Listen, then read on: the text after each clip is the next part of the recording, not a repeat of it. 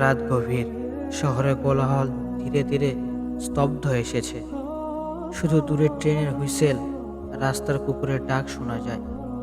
সেই নিস্তব্ধতার মাঝে ছাদের এক কোণে বসে আছে আরিফ। তার চোখ দুটো শূন্য তাকিয়ে আছে, কিন্তু সে আসলে কিছুই দেখছে না। মনে হচ্ছে সে নিজের ভিতরে অন্ধকার দেখছে। আরিফ এক সময় খুব সাধারণ একটা ছেলে ছিল। ছোটবেলায় বাবার হাত ধরে মসজিদে যেত, বাবার সাথে নামাজ পড়তো, মক্তবে কোরআন শিখতো। তখন তার স্বপ্ন ছিল একদিন বড় হয়ে আল্লাহর দিনের জন্য কিছু করবে। কিন্তু সময় বদলায়, মানুষ বদলায়, আরিফও বদলে গেল। বিশ্ববিদ্যালয়ে ওঠার পর তার জীবন একেবারে অন্যদিকে মোড় নেয়।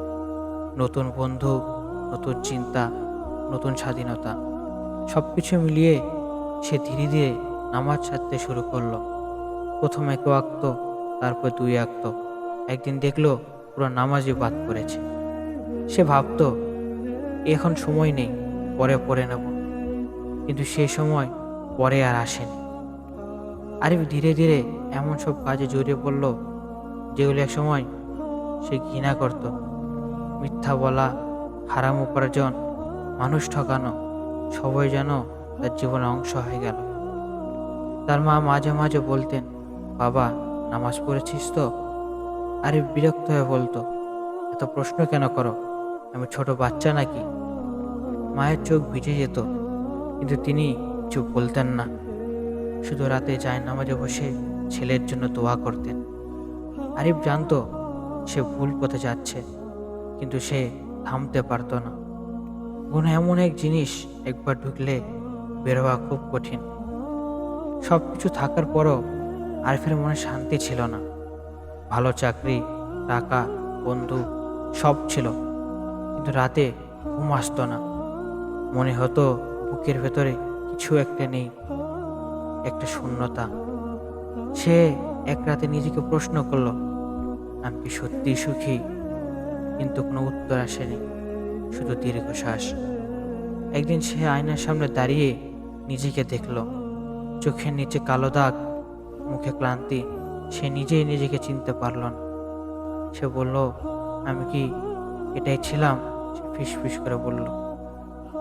এক জুম্মার দিন আরিফ অফিস থেকে ফিরছিল।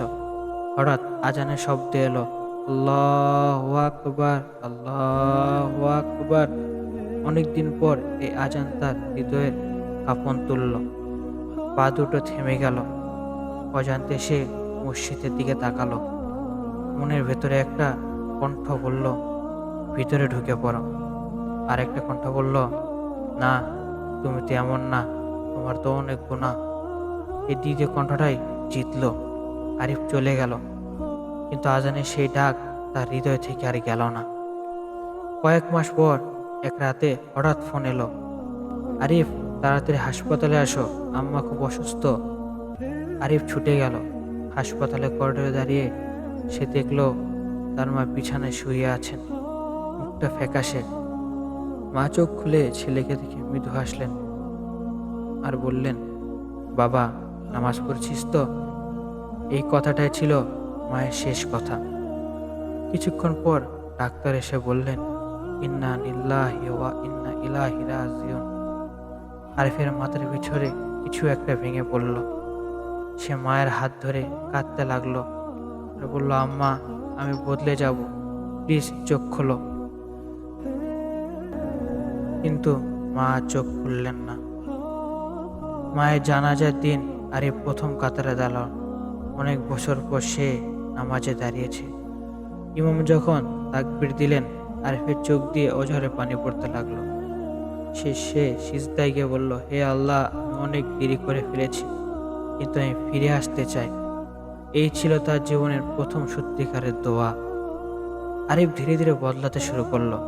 নামাজে ফিরে এলো, কোরআন খুলল। প্রথম দিন কোরআনের পাতা খুলেই সে কেঁদে ফেলল। সে একটি আয়াত পড়ল। আয়াতে লেখা ছিল, হে আমার বান্দারা, যারা নিজেদের উপর জুলুম করেছ, তোমরা তোমাদের আল্লাহর রহমত থেকে নিরাশ হয় না। সূরা জুমান, আয়াত 53। এই আয়াত যেন তার জন্য নাজিল হয়েছে।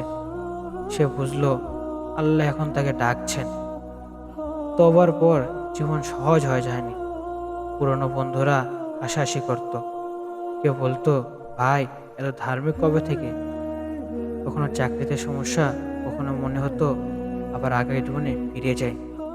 কিন্তু আরিফ নিজেকে বলতো, একবার যেদিকে গিয়েছিলাম সেখান থেকে শুধু অন্ধকার পেয়েছি। সে লেগে থাকলো। কয়েক বছর পর আরিফ একেবারে বদলে গেছে।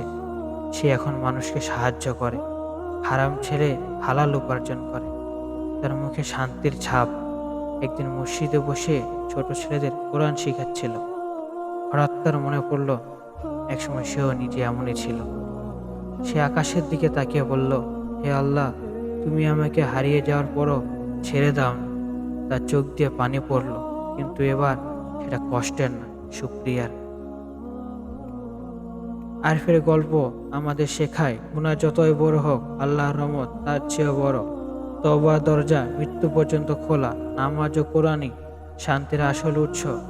আল্লাহ কখনো তার বান্দাকে ছেড়ে দেয় না। ফিরে আসার পথ সবসময় খোলা, শুধু এক কদম এগোতে হয়। ভিডিওটা যদি আপনাদের ভালো লাগে তাহলে আমাদের চ্যানেলটি সাবস্ক্রাইব করে দিবেন এবং বন্ধু হয়ে আমাদের পাশে থাকবেন। ধন্যবাদ সবাইকে।